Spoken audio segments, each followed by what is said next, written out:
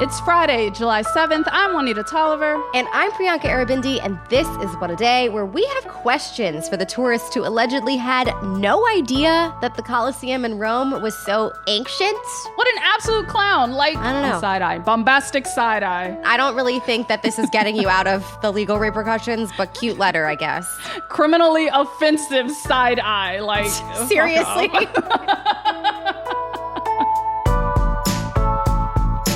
On today's show, the company behind the submersible that imploded on its way to the Titanic wreckage has suspended all operations. It took them a while to figure out that's the move to make. Plus, the FDA gave full approval to an Alzheimer's drug that is shown to slow the progression of the disease. But first, we have a few new developments in Russia's invasion of Ukraine. Okay, I'm bracing myself for the worst. Tell us what's going on. Yeah, so on Thursday, a Russian missile strike on the Ukrainian city of Lviv killed at least 6 people and injured at least 36 more. According to Ukrainian officials, the night attack was the heaviest attack on civilian areas in Lviv since the start of the invasion last year. Throughout this conflict, Russia has made a habit of hitting civilian areas, which, very much a war crime for those of us keeping track at home, despite claiming that they only go for military targets. Lviv is also in western Ukraine, so not really on the front lines of the fighting at all, but still very much in reach of Moscow's missiles. According to the Ukrainian military, Russia fired 10 cruise missiles from carriers and submarines in the Black Sea. 7 were intercepted, but the remaining 3 resulted in these casualties. In addition to the deaths and injuries, the attack damaged over 50 apartments in the area. Ukrainian President Vladimir Zelensky promised a strong response to the enemy. Oh, these strikes are 100% intentional and 100% a war crime, just like you said. I know there's also some new developments in terms of U.S. involvement in the conflict. So what are we doing now? Yeah, so on Friday, the Biden administration will announce that they will be supplying Ukraine with highly controversial cluster munitions. This is a move that is opposed by human rights groups. Cluster munitions were actually banned back in 2008 by over 120 countries, though notably, those do not include the United States, Ukraine, or Russia. So for those of you who are not familiar, cluster munitions are their own class of projectile weapons that are designed to break apart midair and spread over large areas. They're supposed to explode when they hit the ground, but they have historically had very high rates of failure. So they can hit the ground and remain intact, only to explode years after the fact. They have led to tens of thousands of civilian deaths around the world, along with killing several U.S. service members. The inability to really control where they go and whether or not they will harm civilians is why so many of these countries have banned this kind of weapon. People in Syria, Yemen, Afghanistan, Lebanon, the Balkans, and of course Laos continue to suffer from the remnants of cluster munitions that were used years ago in their countries. It's truly giving Tony Stark and Stark Industries in the worst way. Why is this real life, and why is the U.S. government giving Ukraine these weapons? Yeah, the U.S. government position has changed a lot over the past few months. They were previously very hesitant for these reasons. Ukraine has been saying that these would help in their counteroffensive against Russian troops. Their forces are outnumbered by the Russian military, who has had months to prepare their lines of defense. I also will add that Russia has been making extensive use of their own cluster munitions since the start of the invasion against Ukraine. And according to U.S. officials, the Pentagon has now determined that these weapons could be especially helpful against dug-in Russian positions on the battlefield.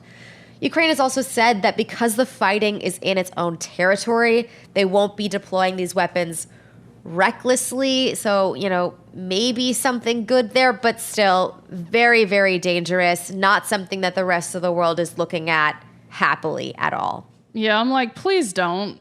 There's no need to harm civilians further, as Russia is already targeting them. So let's go a different direction. But what else do we need to know about the conflict right now? Yeah, so last but not least, we have more information on the whereabouts of Yevgeny Prigozhin, the leader of the Wagner mercenary group, and their failed uprising against Russia's military a few weeks back. So less than 2 weeks after the attempted coup, Prigozhin is actually supposedly back in Russia, which is absolutely wild. That is according to Belarus's President Alexander Lukashenko, who was the one who negotiated the end of the uprising last month between Prigozhin and Putin, and is the one who's supposed to be housing Prigozhin in Belarus. The whole thing brings up questions about the supposedly brokered amnesty deal between them. The terms very much included Prigozhin being exiled to Belarus. So, if he is not in Belarus and he is in St. Petersburg, as Lukashenko says, unclear what happens to this amnesty agreement and what goes on between Putin and the Wagner Group, or Putin and Prigozhin now. I'm just going to say it. I feel like this can only go one of two ways. Either he's taking control of the Kremlin or he's about to meet his maker. Either way is giving yikes. Yeah. Big time. So there you go. Now, in an extremely hard pivot, the tech girlies are fighting, y'all, and it's getting messier by the day. Okay, be honest. Raise your hand if you downloaded Threads. So I know at least one of our producers, Jaraven, is Team Threads, but no lie, I won't be using it until they get a desktop version because I am who I am, damn it, okay? Leave me be. Yeah, don't judge me. I'm with you. I am with you. Well, Threads, aka Meta's Twitter, aka the Twitter killer, is the latest social media rival to come on the scene as it launched Wednesday night, and it's already got more than 30 million users. That's beyond impressive within the first 16 hours of launching, and Mark Zuckerberg marked the occasion by posting, quote, "Feels like the beginning of something special, but we've got a lot of work ahead to build out the app." And he's not exaggerating.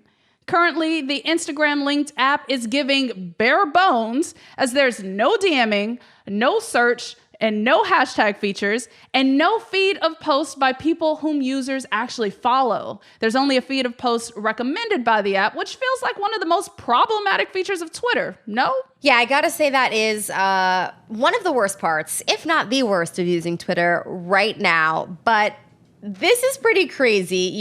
They've rolled this out. 30 million users in one day is, not even one day, 16 hours is bananas. So what is Twitter saying in response to this new rival just seemingly emerging out of nowhere? Let's just say Elon Musk and his crew are fuming like the jilted contestants on Love Island. Imagine. Mugged the hell off. Yes, they did. They are mugs. They are truly mugs. And they're already throwing around the possibility of a lawsuit. This is in addition to the fact that Musk has previously challenged Zuckerberg to a cage match. Let's just pause on that extremely awkward visual, two of the most uncoordinated people in the universe. What? No thanks. I'll never be over it. I will never be over it. All right, now back to the lawsuit. According to Semaphore, Twitter's legal team sent Zuckerberg a letter hours after Threads launched, accusing Meta of engaging in, quote, systematic, willful, and unlawful misappropriation of Twitter's trade secrets, and of hiring dozens of former Twitter employees who, quote, had and continue to have access to Twitter's trade secrets and other highly confidential information. The gag is that Musk fired these employees in the first place and then proceeded to actively run Twitter into the ground since he bought it. Remember the paid subscriptions, the checkmark drama, the end of content moderation as we know it, and even just days before Threads was launched, Twitter rolled out its limited tweet views plan unless users pay a monthly fee. How can Elon be mad at all when he single-handedly made Twitter exponentially worse at warp speed? Seriously. He's clearly more scared than mad, though, because one, you don't throw around lawsuits for no reason. And two, as one CBS analyst put it, quote, if only 1 in 10 Instagram users tries using Threads, it's overtaking Twitter in the blink of an eye. Let that sink in. Yeah, wow. The scale, when you put it like that, is really something to behold. So, he's got a big problem. Not that he didn't have big problems on his hand already. You outlined all the ways that he has just willfully run this company into the ground.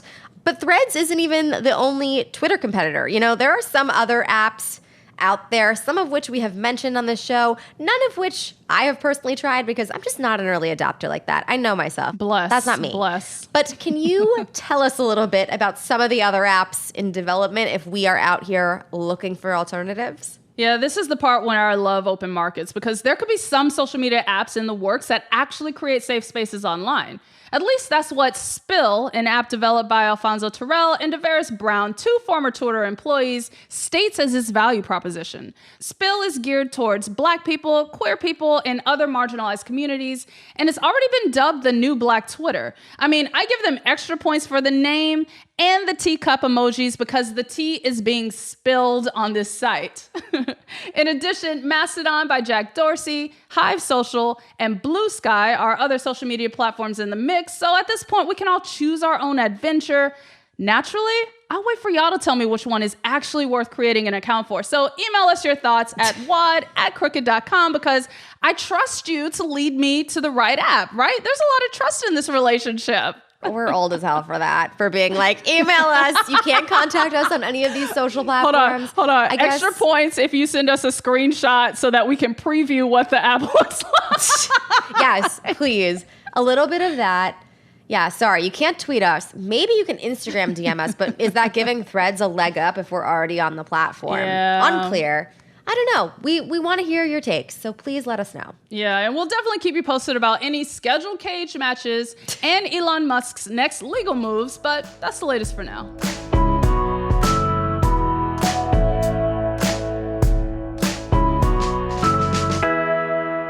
Let's get to some headlines. Headlines. Treasury Secretary Janet Yellen is visiting China until July 9th to meet with top Chinese officials. This weekend marks her first visit to China as Treasury Secretary, and she's scheduled to meet with Premier Li Qiang, former Vice Premier Liu He, and former Governor of the People's Bank of China, Zhou Qiaoshun. During her visit, Yellen is expected to discuss national security and achieving a healthy economic relationship between the two countries. Yellen's trip to China is part of a larger U.S. effort to reduce current tensions with China and comes just weeks after Secretary of State Antony Blinken met with Xi Jinping in Beijing. U.S. officials said they don't expect any policy breakthroughs this weekend, but they do hope for, quote, frank and productive conversations that will help lay the groundwork for future communication. Diplomacy translation, that really means no rocking the boat, no crisis should come from this visit. Yeah, they are knocking on wood and they are keeping their fingers crossed, and so should all of us. The company behind the submersible that imploded on its way to the Titanic wreckage, OceanGate, has suspended all operations. The company made the announcement via a brief line at the top of its website and above footage of previous Titanic expeditions, which they should probably take off the internet. Yeah. Why are you doing that? The statement comes after the Coast Guard last week said that presumed human remains from the wreckage had been recovered and returned to land. As you'll recall, the submersible set off to explore the Titanic wreckage last month, but lost contact with the surface less than 2 hours after descending, leading to an around-the-clock search for the missing vessel. The search came to a tragic end when days later, debris from the submersible was found on the sea floor, suggesting that the vessel had imploded, killing all 5 people on board. Among those on board was the submersible's pilot and chief executive of OceanGate, Stockton Rush, as well as British businessman Hamish Harding, French maritime expert Paul-Henri Nargeolet, and Pakistani-British businessman Shahzada Dawood and his 19-year-old son, Suleiman. Walt Nauta, former President Donald Trump's aide, pleaded not guilty yesterday to charges that he helped Trump hide classified documents from federal authorities at Mar-a-Lago. Along with Trump, Nauta was indicted and charged with 5 criminal charges, including conspiracy to obstruct justice and withholding or concealing documents. The 49-page federal indictment claims that Trump directed Nauta to move boxes containing classified documents from the storage room at Mar-a-Lago, and prosecutors say the surveillance footage shows Nauta moving the boxes. Nauta, a Navy veteran who grew up in Guam, has been a steady figure in Trump's circle over the years, serving as the military valet in the White House and traveling to Florida to be a personal aide when Trump left D.C. This was the 3rd time that Nauta's arraignment was scheduled, as he took his sweet time to find a Florida-based lawyer. Let's be real, I'm sure nobody wanted to represent him, and he may not have Trump's budget. But what's killing me about this story is they have the surveillance footage of him moving the boxes. Like, yikes. Hang it up, friend. Hang it up. Yeah, that's a tough one to plead not guilty for, I guess. But people have done crazier things, I suppose. And finally, the Food and Drug Administration yesterday gave full approval to the Alzheimer's drug known as Leqembi, the first drug shown to modestly slow the progression of the disease. The FDA had previously granted the drug accelerated approval back in January, and yesterday's action means that Medicare and other insurance plans could start covering the medicine for folks with the disease. Data shows that Leqembi delayed cognitive decline by 27% over the course of 18 months, but the drug's side effects of brain swelling or brain bleeding have raised some concerns. 3 patient deaths were also reported during clinical trials, but the pharmaceutical company said that it was unclear if the drug contributed to their deaths. The medicine also has a hefty sticker price of $26,500 a year. That is yikes, really up there. Yeah. And though Medicare would cover 80% of that cost, that still leaves thousands of dollars to be paid out of pocket. Still, organizations like the Alzheimer's Association praised the decision to approve the drug. And its president and CEO, Joanna Pike, said in a statement that this drug could, quote, give people in the early stages of Alzheimer's more time to maintain their independence and do things they love. According to the Alzheimer's Association, 6.7 million adults ages 65 and older suffer from the disease. That is a lot of people, a lot of families that can be really positively impacted by this drug, and I'm glad that it is approved, but now let's work on getting that price tag way down, please. Period. Like, it can't cost thousands of dollars when 6.7 million adults ages 65 and older suffer from the disease. Like, it's not adding up. You want to help people, make it accessible. But yay for medical advancements for Alzheimer's. Boo, major thumbs down for this price tag. Definitely. And those are the headlines. We'll be back after some ads. What a Day is brought to you by Bite. Did you know that you swallow 5 to 7% of your toothpaste every single time you brush your teeth? That is an entire blob of toothpaste every 7 days. That is so crazy and so gross. And most commercial toothpaste are filled with chemicals, artificial flavors, and preservatives. So stuff that you don't want to put into your mouth in the first place, let alone be like eating every day inadvertently. So that is where Bite comes in. Yeah, Bite makes dry toothpaste tablets that are made with clean ingredients that are sulfate-free, palm oil-free, and glycerin-free.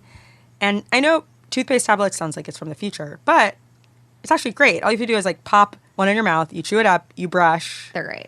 It turns into a paste. No plastic tube, no messy paste. You can like take them with you wherever you go.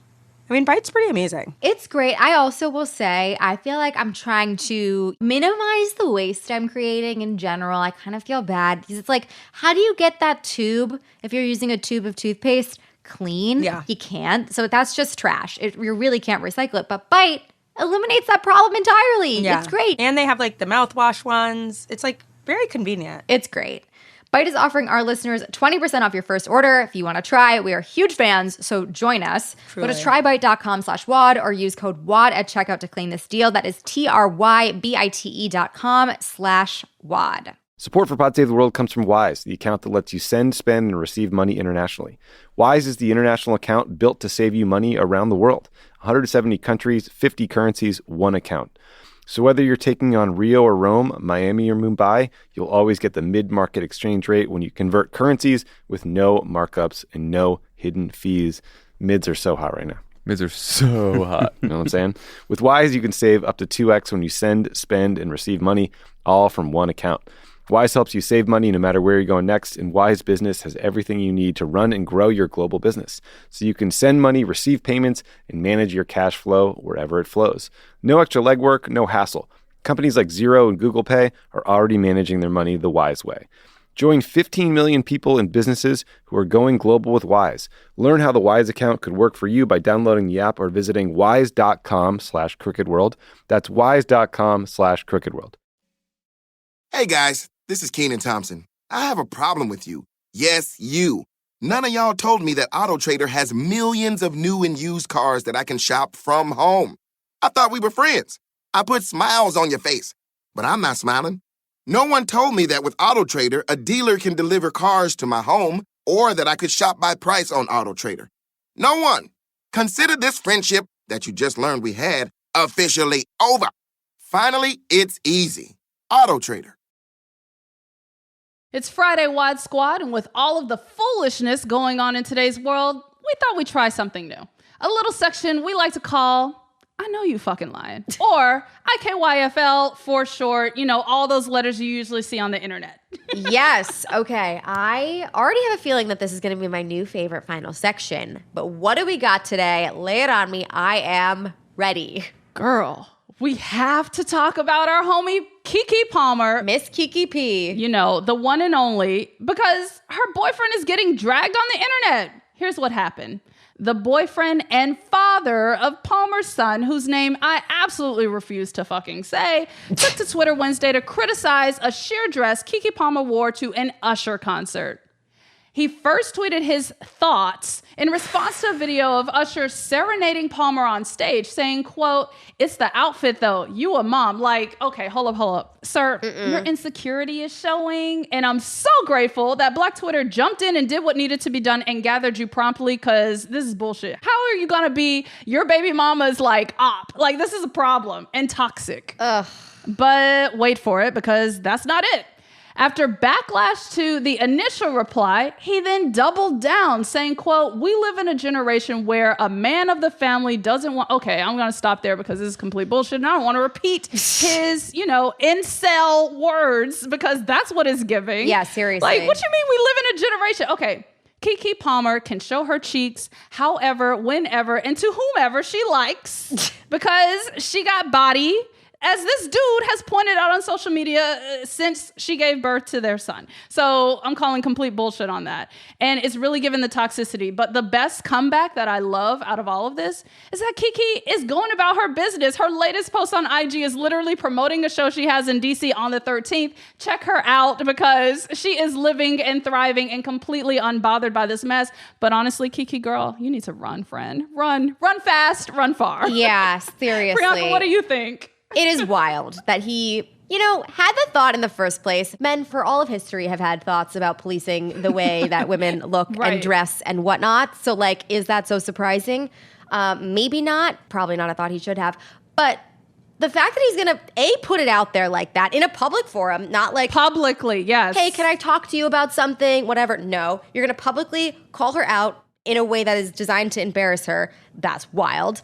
And then he doubles down on it. What the fuck? And my favorite thing, I saw somebody post this, like, how dare he pick up the phone that Kiki Palmer probably paid for, seriously, with her internet in her house, and take his fingers to type this mess anyway. Like, sir, you are merely the father of her child who is living off of her greatness. So have several seats, period. All right. This was our first section of I Know You Fucking Lying. Let us know if you liked it. Get at us on any of the social media platforms we mentioned before. Yes, please. I know this man is fucking lying. Get out of here with that. I think in general, just zero commentary on outfits, unless it's like, you look great.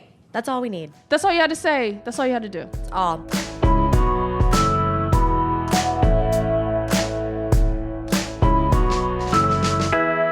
One more thing before we go, it is time to test drive your Barbie premiere fits and cleanse your brain of whatever the idol was with a special bonus episode of Keep It.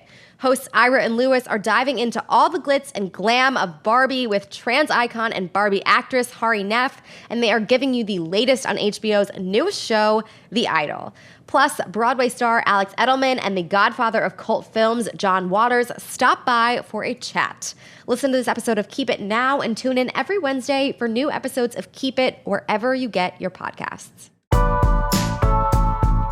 That's all for today. If you like the show, make sure you subscribe, leave a review, wear whatever the fuck you want, and tell your friends to listen. And if you're into reading and not just the tourist's apology letter for defacing the Colosseum like me, What A Day is also a nightly newsletter. Check it out and subscribe at crooked.com/subscribe. I'm Priyanka Arabindi. I'm Juanita Tolliver.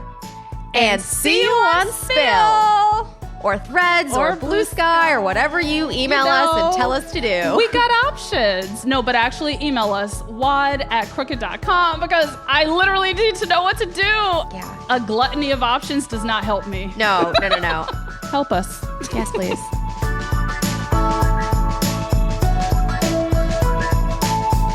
What a Day is a production of Crooked Media. It's recorded and mixed by Bill Lance. Our show's producer is Itzi Quintanilla.